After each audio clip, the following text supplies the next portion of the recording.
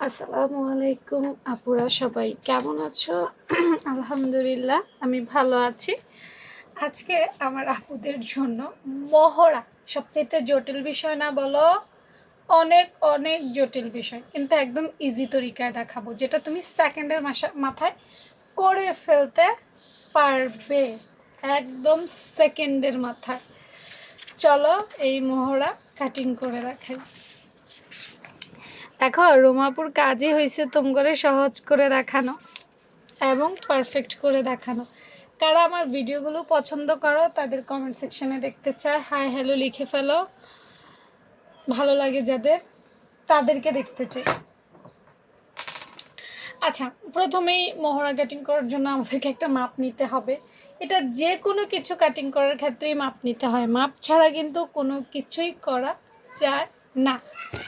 তো একটা মাপ নিয়ে নেই আন্দাজে, কোনো কিছু মানে কোনো, এখন তুমি ছোটদের জন্য বানাইবা না বড়দের জন্য বানাইবা বা কার জন্য বানাইবা, রুমা আপু কিছুই জানে না। এখন রুমা আপু যদি না জানে, না জেনে সে তোমাকে কি বলবে বলো?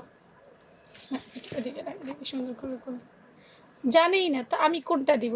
আমি এখন আন্দাজি জাস্ট ফুল টেকনিক দেখাই দিই, যেটা 1 সেকেন্ডে সম্ভব। এরকম একটা মহড়ার জন্য বানাইবে, এই খোলা পাশেই তো মহড়া হয়, তাই না? খোলা পাশে হয় না? খোলা পাশেই মহড়া হয়। এই যে বাটি, জাস্ট বাটিকে এভাবে বসাবা, মিলায়া মিলায়া বসাইতে হবে, এইখানে এবং এইখানে মিলায়া বসাবা। দেখছো? 1 সেকেন্ড কইছি, 1 সেকেন্ডও ঠিক মতো লাগেনি, হয়ে গেছে মহড়া। এর চাইতে পারফেক্ট মহড়া কেউ বানাইতে পারবে না, এর চাইতে। এই দেখো কেটে ফেলি, হ্যাঁ, এরপরে তুমি দেখো।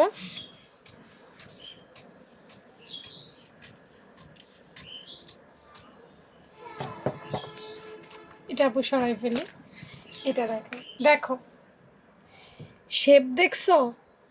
একটু খুঁত খুঁজে পাবা না এভাবে যদি কাটিং করো। খুঁত পাবা কোনোভাবে? সম্ভব না ভাই, ভাবে কোনো খুঁত পাবা না। এটা একদম পারফেক্ট কাটিং হবে। কিন্তু কথা আছে এখানে, কথা হচ্ছে কি জানো? সব সাইজে এটা ফলো করতে পারবা না। এটা 34, 36 এইসব সাইজে এটা ব্যবহার করতে পারবা। উপরের সাইজে চলে গেলে এইটা আর কাজে লাগে না। এইটা দিয়ে সব সাইজে বানানো যায় না, এজন্যই হাতের শেপের প্রয়োজন।